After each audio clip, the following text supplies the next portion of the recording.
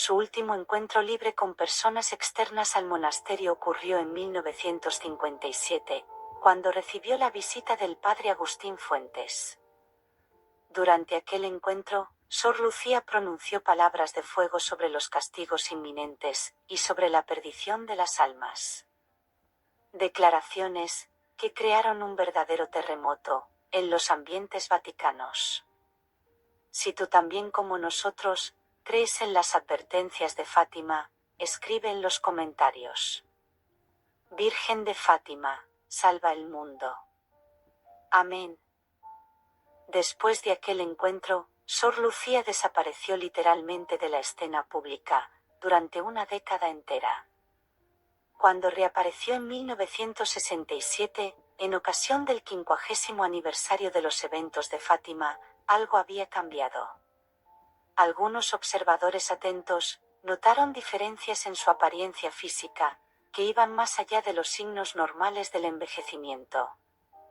Es en este contexto que se inserta el trabajo del Dr. Peter Chojnowski, un académico americano, que en 2018 decidió investigar sistemáticamente estas dudas.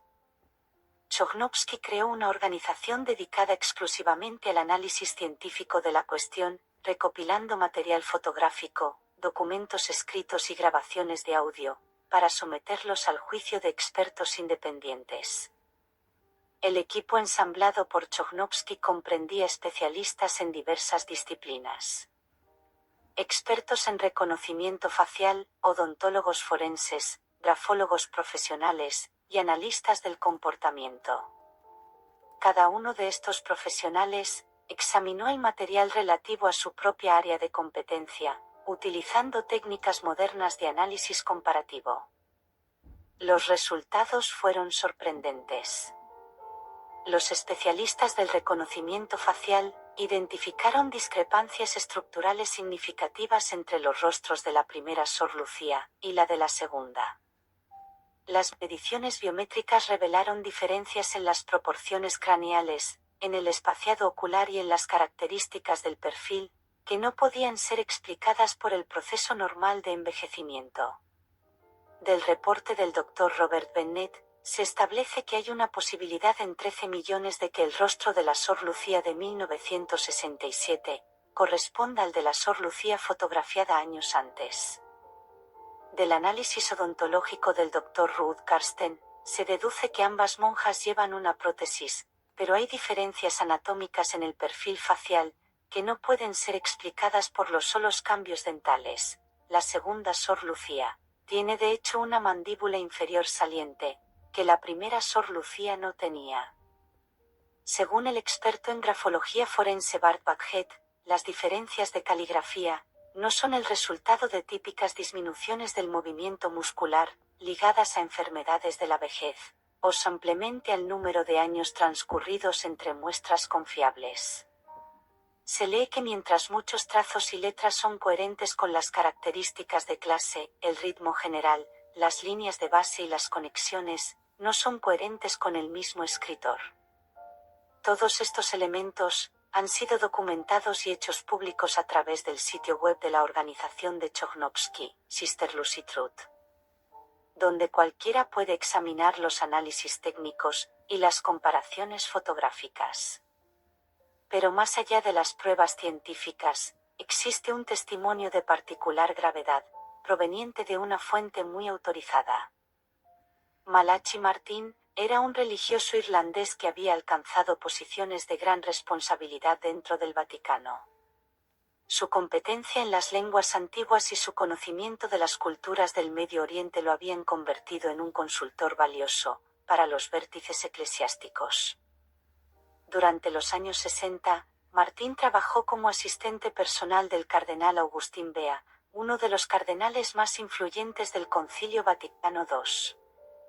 En esta posición privilegiada, Martín tuvo acceso a información reservada de altísimo nivel, y fue uno de los pocos en conocer el contenido del tercer secreto de Fátima, cuando en 1960, se tuvo que decidir si revelarlo o no al mundo.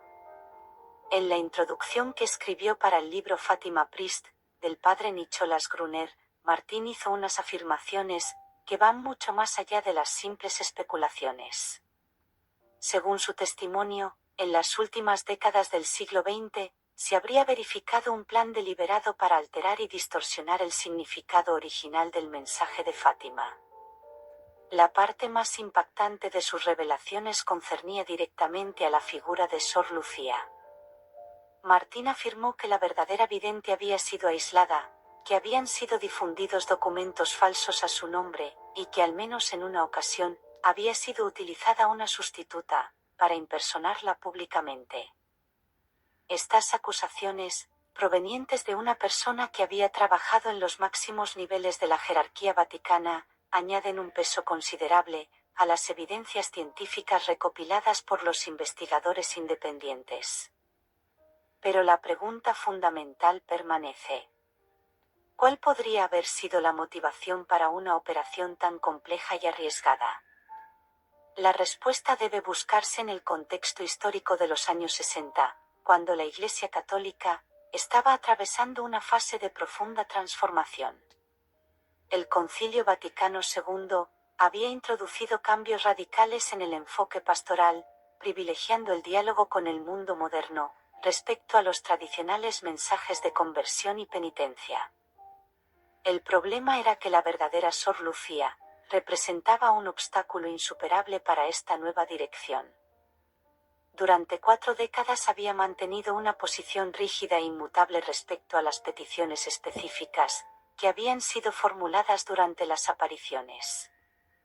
La religiosa auténtica había demostrado varias veces no estar dispuesta a hacer compromisos. En sus cartas privadas, no había dudado en expresar críticas hacia las autoridades eclesiásticas, que no habían dado seguimiento a las peticiones que ella consideraba de origen divino. Su influencia sobre los fieles era enorme, siendo considerada la única testigo viviente de eventos sobrenaturales de alcance mundial.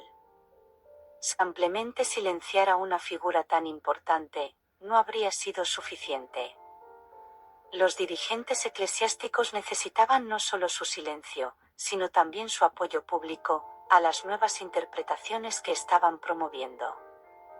Debían demostrar que la misma vidente aprobaba los cambios doctrinales y pastorales en curso. Y es exactamente lo que obtuvieron con la nueva Sor Lucía. La figura que reapareció en los años 60 comenzó a proporcionar declaraciones completamente diferentes de las anteriores. Confirmó que las ceremonias religiosas ya celebradas habían sido suficientes, aunque no respondían a los requisitos originalmente especificados. Declaró que el mensaje secreto había sido cumplido, y que no existían más amenazas o urgencias particulares. Este cambio radical de posición proporcionó a las autoridades vaticanas la legitimación que necesitaban para su nueva interpretación de los eventos de Fátima.